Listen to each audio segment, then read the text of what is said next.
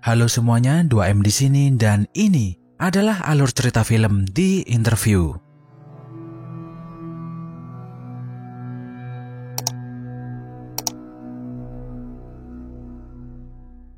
Film ini menceritakan kisah Dave Skylark yang merupakan host acara talk show terkenal Amerika. Dave berteman baik dengan Aaron yang kebetulan adalah produser di acara tersebut. Hingga suatu hari, Dave dan Aaron merayakan keberhasilan acara mereka yang sudah mencapai 1000 episode. Di antara para tamu yang hadir, ada teman lama Aaron waktu SMA dulu yang bernama Jake. Kebetulan dia ini adalah produser di sebuah acara berita terkenal. Jake memberi selamat kepada Aaron atas kesuksesan program acara tersebut dan memuji kerja kerasnya selama ini. Lalu dia memberikan sedikit saran kepada Aaron, daripada membuat program yang isinya gosip, kenapa nggak beralih ke acara yang bisa berguna untuk masyarakat luas, seperti siaran berita atau film dokumentari. Mendengar omongan Jake, Aaron berpikir apa yang dikatakan Jake memang ada benarnya. Dan setelah menyelesaikan pesta di malam itu, Aaron curhat kepada Dave dan dia berkata kalau kayaknya dia sudah bosan jadi produser acara gosip selebriti dan mempunyai keinginan untuk membuat acara berita yang lebih bermanfaat. Dave berpikir kalau omongan Aaron ini emang ada baiknya dan dia berjanji sebisa mungkin membantu Aaron untuk format ulang program acara mereka berdua. Di suatu malam, Dave masuk kantor Aaron dengan terburu-buru. Dia kemudian menunjukkan HP-nya kepada Aaron, yang ternyata adalah halaman Wikipedia pemimpin Korea Utara Kim Jong-un. Aaron terkejut ketika membaca profil Kim yang ternyata adalah fans berat talk show miliknya. Dave mempunyai ide gila dan berniat untuk secara eksklusif menginterview Kim Jong-un yang sebelumnya belum pernah terjadi. Namun, Aaron sedikit ragu dengan ide gila Dave. Dia berpikir, mana mungkin orang Amerika seperti mereka ini bisa masuk ke Korea Utara dan menginterview Kim Jong-un. Tapi Dave meyakinkan Aaron dan berkata kalau dia punya koneksi yang mungkin bisa membantunya berkomunikasi dengan Istana Pyongyang. Beberapa hari kemudian, Aaron mendapat panggilan telepon dari pria misterius yang katanya berasal dari perwakilan Korea Utara. Pria itu bilang kalau Kim Jong-un bersedia untuk melakukan wawancara, tapi dengan syarat Aaron harus menemui seorang perwakilan dan berbicara empat mata. Akhirnya pria yang menelepon Aaron memberi koordinat pertemuan yang ternyata letaknya berada di dekat perbatasan Cina. Tanpa pikir dua kali, Aaron langsung bergegas pergi. Perjuangan berat harus dilalui untuk sampai di lokasi yang sudah ditentukan. Setelah tertidur semalaman, tiba-tiba sebuah helikopter mendekat dan mendarat. Seorang wanita yang bernama Park Suk-yin keluar dari heli tersebut dan menemui Aaron. Suk-yin berkata kalau Supreme Leader Kim Jong-un bersedia diwawancarai dengan durasi 1 jam. Dan semua pertanyaan yang akan ditanyakan harus berasal dari Kim Jong-un sendiri. Setelah kembali ke New York, Aaron curhat kepada rekan-rekannya yang lain dan bilang kalau Kim Jong-un yang menentukan pertanyaan untuk interview itu. Aaron berpikir kalau itu sama aja bohong, karena Kim pasti akan menulis pertanyaan yang menguntungkan dirinya sendiri. Sedangkan Aaron menginginkan fakta sebenarnya tentang kondisi yang terjadi di Korea Utara. Mendengar cerita Aaron, Dave kemudian menyombongkan skill interviewnya dan berkata untuk tidak khawatir soal hal itu. Dia yakin pasti bisa mengorek informasi dari Kim Jong-un dengan mudah. Di malam yang sama, Dave mengumumkan rencananya di televisi. Dan jelas rencana gilanya itu menarik perhatian intelijen Amerika. CIA kemudian mengutus agen Lacey untuk menemui mereka berdua. Pada awalnya, dia memberikan ucapan selamat kepada Aaron karena berhasil meyakinkan Kim untuk mau melakukan interview itu. Namun, Lacey dan CIA punya rencana yang berbeda. Dia ingin Aaron dan Dave untuk membunuh Kim Jong-un di interview tersebut. Tentu saja, mereka berdua kaget bukan main mendengar rencana Lacey. Aaron kemudian berkata, percuma kalau kita membunuh Kim, karena bakal ada orang lain yang menggantikan dia. Lacey kemudian bercerita, saat ini ada 20 juta penduduk Korea Utara yang sedang dilanda kelaparan. Dan sudah ada sekelompok orang yang siap menggulingkan pemerintahan Kim lalu memperbaiki kondisi di negara itu. Lacey berencana untuk membunuh Kim dengan cara memberinya racun yang tertempel di sebuah stiker. Stiker tersebut akan ditempel di telapak tangan kanan Dave yang kemudian digunakan untuk bersalaman dengan Kim. Racun yang ada di permukaan stiker itu akan terserap ke dalam tubuh dalam waktu 12 jam.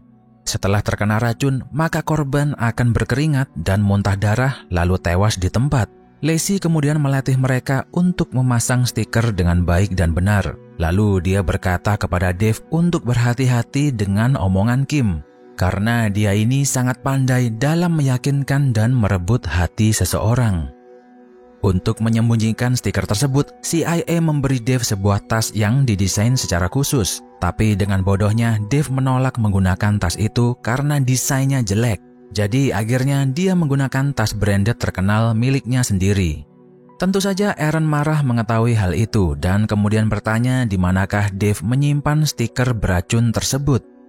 Dave menjawab kalau dia menaruhnya di dalam bungkus permen karet yang ada di dalam tas. Akhirnya mereka pergi dan berhasil sampai di Pyongyang dengan selamat. Mereka berdua mendapat sambutan yang meriah dari penduduk Korea Utara. Di dalam perjalanan, Dave bertanya kepada Suk-yin, apa benar kalau rakyat Korea Utara ini dilanda kelaparan? Dengan sedikit nervous, Suk-yin menjawab hal itu tidak benar dan bersikeras jika Korea Utara punya stok makanan yang melimpah. Untuk meyakinkan mereka berdua, mobil yang mereka tumpangi sengaja berhenti di depan supermarket. Dari kejauhan terlihat sebuah toko yang dipenuhi banyak makanan dan ada anak yang berbadan gemuk di depannya. Melihat hal itu, Dave percaya kalau Korea Utara adalah negara makmur. Setelah sampai di hotel, Dave dan Aaron berhadapan dengan dua anggota keamanan yang kemudian memeriksa barang bawaan mereka berdua. Dave dan Aaron mengucurkan keringat dingin setelah petugas dengan gampangnya menemukan permen karet milik Dave. Tanpa pikir dua kali, seorang petugas mengambil permen karet lalu mengunyahnya. Petugas itu merasa aneh karena permen karet tersebut rasanya sangat pahit. Keesokan harinya, seseorang mengetuk kamar hotel mereka dan ternyata dia adalah sang supreme leader sendiri, Mr. Kim Jong-un. Dia kemudian mengajak Dave untuk berkeliling dan melihat koleksi mobil mewahnya. Namun Dave lebih tertarik dengan tank milik ayah Kim dan mereka berdua pun masuk ke dalamnya. Di dalam tank, Dave tak sengaja memencet sebuah tombol yang menyalakan sound system di dalam tank itu. Dave terkejut setelah tahu kalau Kim Jong-un ternyata fans berat Katy Perry seperti dirinya dan lagu favoritnya adalah Fireworks. Kim bercerita kalau lirik lagu itu punya makna yang sangat dalam. Tidak butuh waktu lama bagi mereka berdua untuk menjalin hubungan persahabatan. Dave dan Kim bersenang-senang seperti sahabat baik. Mereka keliling naik tank, main basket, bahkan mabuk-mabukan bareng. Setelah kembali, Aaron sedikit curiga dengan tingkah laku Dave. Dia mengingatkan kalau tujuan mereka datang ke tempat ini untuk wawancara kemudian membunuh Kim. Namun nampaknya Aaron jatuh hati dengan kebaikan Kim dan terang-terangan berkata kalau Kim sekarang adalah sahabat baiknya. Mendengar perkataan Dave, Aaron jadi teringat peringatan Lacey kalau Kim pandai merebut hati seseorang. Di malam yang sama, Dave dan Aaron diundang ke acara makan malam. Dari kejauhan, mereka melihat petugas yang memakan permen karet beracun milik Dave sedang berkeringat dan terlihat gak enak badan. Kemudian pria itu roboh kejang-kejang lalu muntah darah dan tewas seketika. Ternyata pria tersebut memiliki hubungan yang sangat dekat dengan Kim karena dia merawatnya dari kecil. Kim mengadakan acara untuk mengingat jasa pria yang tewas tersebut. Semua orang yang ada di ruangan itu adalah jenderal-jenderal kepercayaan keluarga Kim. Dalam keadaan mabuk, Kim kemudian berbicara isi hati yang sesungguhnya. Ternyata selama ini ayahnya menganggap Kim anak yang lemah dan tidak berguna. Dia dianggap tidak cocok untuk memimpin negeri ini. Bahkan saat ayahnya meninggal, Kim masih belum dipercaya menjadi sosok pemimpin. Oleh karena itu, dalam waktu dekat, Kim akan membuktikan dirinya bahwa dia adalah pemimpin yang ditakuti. Kemudian berencana akan menembakkan semua nuklirnya ke Korea Selatan dan Amerika Serikat. Dan tidak peduli berapa banyak korban yang berjatuhan. Mendengar perkataan Kim, Dave jadi ketakutan lalu memutuskan untuk keluar dari restoran itu. Ketika berjalan-jalan, dia melihat sebuah supermarket dan memutuskan untuk masuk ke dalam. Alangkah terkejutnya Dave setelah tahu kalau supermarket itu ternyata palsu. Toko tersebut hanya dipenuhi dengan makanan dan sayuran mainan. Dave baru menyadari kalau Kim ini ternyata pembohong dan pemimpin yang kejam. Dia kemudian kembali menemui Aaron lalu meminta maaf. Ternyata Suk-jin diam-diam mengetahui rencana mereka berdua untuk menghabisi Kim. Dave dan Aaron terkejut setelah tahu kalau Suk-jin juga sangat membenci Kim dan mendukung rencana mereka. Suk-jin berkata kalau membunuh Kim tidak bakal merubah apapun, karena kalau dia tewas dengan mudahnya bakal digantikan dengan orang lain. Suk-jin bersikeras kalau satu-satunya cara agar pemerintahan Kim bisa dijatuhkan adalah dengan menginterview dia dan membuatnya terlihat lemah di depan televisi agar warga Korea Utara tidak takut lagi dengannya. Mendengar ide Suk-jin, Dave dan Aaron jadi bersemangat kemudian bersepakat untuk melanjutkan interview itu.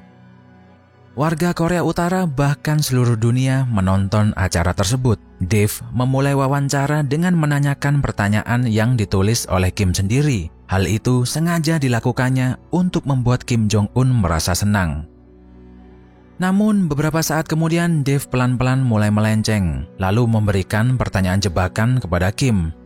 Dia menanyakan kenapa Kim membangun banyak supermarket palsu. Apakah itu taktiknya untuk mengelabuhi dunia luar? Dan kenapa Kim malah menghabiskan banyak uang untuk membuat senjata nuklir? Bukankah lebih baik uang itu dipakai untuk memberi makan rakyat Korea Utara? Mendengar pertanyaan Dave, Kim jadi panik dan tak tahu harus berkata apa-apa. Sementara itu di ruang kendali, Suk memerintahkan kameramen untuk tetap menyorot wajah Kim, agar seluruh dunia bisa melihat ekspresi wajahnya. Namun Dave kemudian mulai menyerang Kim dengan pertanyaan tentang ayahnya. Dave bertanya mengapa ayah Kim tidak suka dengannya, apakah Kim ini adalah anak mama, dan mengapa Kim dianggap tidak cocok menjadi pemimpin bangsa ini, apakah Kim ini orang yang lemah. Awalnya Kim Jong-un menyangkal perkataan Dave, tapi kemudian Dave menyanyikan lagu Katy Perry favorit Kim yang berjudul Fireworks. Dia paham betul kalau lirik lagu ini memiliki makna yang cukup dalam buat Kim. Setelah mendengar nyanyian Dave, tiba-tiba Kim menangis dengan sekeras-kerasnya. Seluruh dunia dikejutkan ketika melihat Kim Jong-un menangis seperti anak kecil di depan kamera. Warga negara Korea Utara dan pasukan Kim mulai kehilangan kepercayaan. Kim kecewa dengan Dave lalu menembaknya di depan kamera. Untungnya Dave tidak lupa menggunakan rompi anti peluru pemberian Suk-jin. Karena sakit hati, Kim berencana meluncurkan senjata nuklirnya ke seluruh dunia. Namun dia tambah marah ketika tahu kalau Dave masih hidup. Aaron, Suk, dan Dave mencuri tank dan mencoba melarikan diri. Kim kemudian mengejar mereka dengan helikopter miliknya. Lacey kemudian memperingatkan Dave kalau dia harus membunuh Kim secepatnya sebelum nuklir meluncur. Dave tak punya pilihan selain menembak helikopter Kim dengan meriam tank mereka. Dan akhirnya heli Kim meledak dan menewaskan dia di dalamnya. Setelah Kim tewas, Suk-jin menyuruh mereka berdua untuk melarikan diri secepatnya. Aaron meyakinkan Suk-jin agar mau ikut bersama mereka. Tapi Suk-jin ternyata berencana untuk menetap di Korea Utara dan memastikan agar kursi pemerintahan tidak jatuh di orang yang salah. Mereka berdua berhasil kembali ke Amerika dengan selamat. Dave tetap melanjutkan pekerjaannya bersama Aaron dan berkat kerja keras Suk-jin, kini Korea Utara menjadi negara demokrasi yang jauh lebih baik. Sekian video 2M kali ini, jangan lupa subscribe dan like videonya biar nggak ketinggalan update terbaru dari channel ini. Sampai jumpa di video berikutnya.